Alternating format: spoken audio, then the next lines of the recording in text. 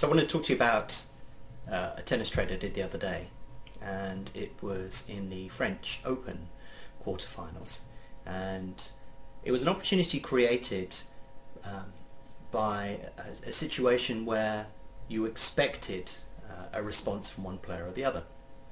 And the reason that you expect that is because of the seeding, the rank, experience, strength, all of this of the two opposing players. So the match was the French Open quarterfinals with Sharapova, and she was playing a much less experienced opponent who'd had a very good run and, you know, obviously looks to have a pretty bright future. But basically Sharapova was all over the place in the first set and comprehensively lost the first set, and as a consequence her odds just went flying right out. So this trade I call a backflip, because basically at the start of the match I could have probably laid Sharapova or something, or done something interesting, but I didn't. I chose to just wait and see what happened within the match. So her opponent, who was at much bigger odds, stormed into a lead in the first set. And sometimes when you're trading, it's worth getting inside the head of the individual players or the team that are out playing whatever sport you're particularly trading. So I was thinking about Sharapova, and I was thinking, well, you know, what's she going to do in the second set? So women's tennis is played over 3 sets. Therefore, if Sharapova lost the next set, then that would be it. She'd be out of the tournament. So, you know, was she going to come out for the second set, have her head down and just give in, or was she going to give it a real go? So of course, you know, you would expect her to give it a real go.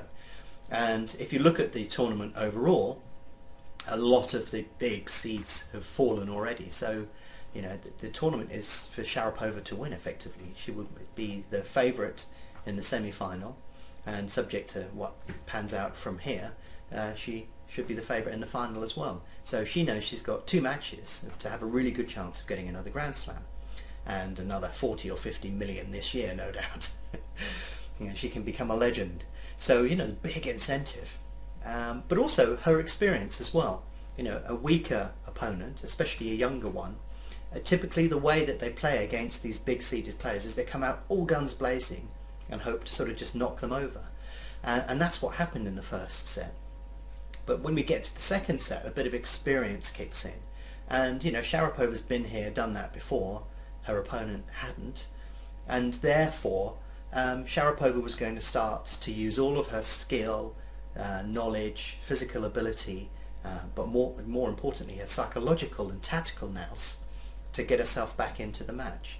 So basically, after she lost the first set comprehensively, you know, a lot of people would see her on the ropes and, you know, wonder whether she's going to get a knockout blow.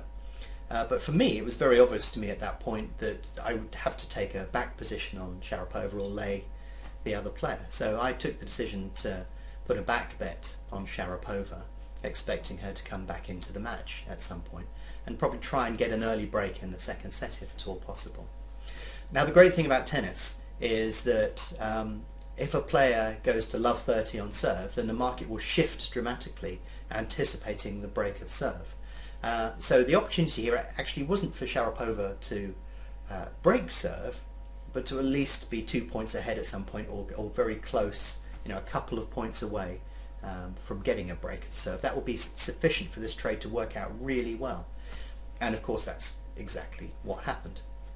So when that trade was completed at that point, then you can green up, and what I tend to do is spread, or, you know, hedge most of the profit but leave a little bit open, so that if the price goes back out again, I get another opportunity to do it. So I can use that money again and again and again and again and again and again.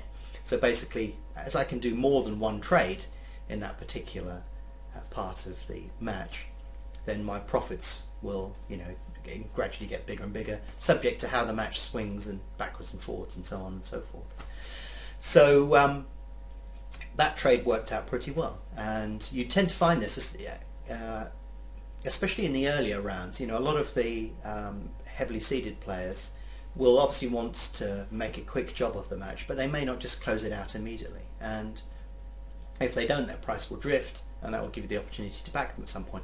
And the situation we had in the quarters was, in fact, Sharapova was all over the place before she managed to compose herself and then she won the second set and then demolished her opponent in the third. So yeah, the backflip is a trade that I tend to do where the red hot favourite loses the first set and then you get the opportunity to back them at the beginning of the second set. And the anticipation, especially in the women's game where it's only played best of three, that they have to win that set in order to come back into the match and avoid a defeat. So, you know, that works particularly well. What happens if it doesn't work well? I just walk away. I mean, one of the things that I'm always keen to avoid is I'll take a position, and if that position fails to mature, I don't start chasing losses or start changing my mind and saying, well, in fact, what I'm going to do is back the other person. No, I won't. In fact, I will. No, she's going to win it. No, she hasn't. She's broken. Because all of a sudden you get into this world where you take a little loss, and then suddenly the match swings the other way, so you take another loss, and then you think, well, I'll back this other player, but then the match swings the other way, so you take another loss, and then suddenly your losses go much, much bigger than any potential liability that you would have had if you just stuck with your position in the first place. So if that hadn't have worked out, I would have just walked away from it and gone, oh well, that didn't work. But because it did work, I now have more than enough money to offset the next one if that doesn't work. So, you know, that's part of the strategy as well. Not only looking for the opportunity to get involved in the match and finding a distinct point to trade out, but also maximising the amount of money that you make when it does work. Because when it fails to work, what I'm keen to do is to avoid compounding my losses. But anyway, that's the backflip trade. I've done it quite a few times this week, but the quarterfinal match was a good example of that particular trade. If you're interested in learning more about BetAngel, its tools and the opportunities they present, why not visit betangel.com today to download a free trial.